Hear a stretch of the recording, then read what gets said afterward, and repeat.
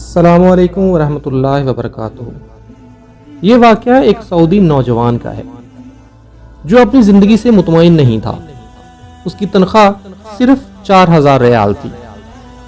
شادی شدہ ہونے کی وجہ سے اس کے اخراجات اس کی تنخواہ سے کہیں زیادہ تھے۔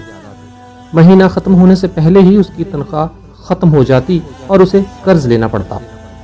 یوں وہ آہستہ آہستہ قرضوں کی دلدل میں ڈوبتا جا رہا تھا اور اس کا یقین تھا کہ اب اس کی زندگی اسی حال میں ہی گزرے گی۔ باوجود اس کے کہ اس کی بیوی اس کی مالی حالت کا خیال کرتی، لیکن قرضوں کے بوجھ میں تو سانس لینا بھی دشوار ہوتا ہے۔ ایک دن وہ اپنے دوستوں کی مجلس میں گیا۔ وہاں اس دن ایک ایسا دوست بھی موجود تھا جو صاحب رائے آدمی تھا، اور اس نوجوان کا کہنا تھا کہ میں اپنے اس دوست کے مشوروں کو قدر کی نگاہ سے دیکھتا تھا۔ کہنے لگا، میں نے اسے باتوں ہی باتوں میں اپنی کہانی کہہ سنائی اور اپنی مالی مشکلیں اس کے سامنے رکھ دی۔ اس نے میری بات سنی اور کہا، میری رائے یہ ہے کہ تم اپنی تنخواہ میں سے کچھ حصہ صدقے کے لیے مختص کر دو۔ اس سعودی نوجوان نے حیرت سے کہا، جناب، مجھے گھر کے خرچے پورے کرنے کے لیے قرضے لینے پڑتے ہیں اور آپ صدقہ نکالنے کا کہہ رہے ہیں۔ خیر، میں نے گھر آ کر اپنی بیوی کو ساری بات بتائی تو بیوی کہنے لگی، تجربہ کرنے میں کیا حرج ہے، ہو سکتا ہے کہ اللہ جل شانہ تم پر رزق کے دروازے کھول دے۔ وہ سعودی کہتا ہے، میں نے ماہانہ 4000 ریال میں سے صرف 30 ریال صدقہ کے لیے مختص کرنے کا ارادہ کیا اور مہینے کے آخر میں اسے ادا کرنا شروع کر دیا۔ سبحان اللہ، اللہ کی قسم کھا کر کہتا ہوں، میری تو حالت ہی بدل گئی۔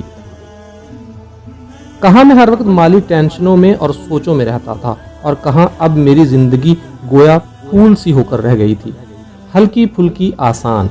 قرضوں کے باوجود میں خود کو آزاد محسوس کرتا تھا۔ ایک ایسا ذہنی سکون تھا کہ کیا بتاؤں۔ پھر چند ماہ بعد میں نے اپنی زندگی کو سیٹ کرنا شروع کر دیا۔ اپنی تنخواہ کو حصوں میں تقسیم کیا اور یوں ایسی برکت ہوئی جیسے پہلے کبھی نہیں ہوئی تھی۔ میں نے حساب لگا لیا اور مجھے اندازہ ہو گیا کہ کتنی مدت میں انشاءاللہ قرضوں کے بوجھ سے میری جان چھوٹ جائے گی۔ پھر اللہ جل شانہ نے ایک اور راستہ کھولا اور میں نے اپنے ایک عزیز کے ساتھ اس کے پراپرٹی ڈیلنگ کے کام میں حصہ لینا شروع کر دیا۔ میں اسے گاہک لا کر دیتا اور اس پر مجھے مناسب منافع حاصل ہوتا۔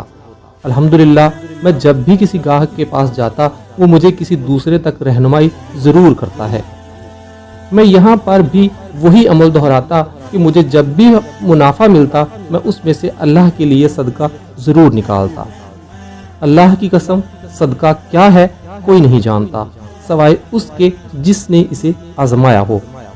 صدقہ کرو اور صبر سے چلو، اللہ کا فضل، خیر و برکتیں اپنی آنکھوں سے برستے دیکھو گے۔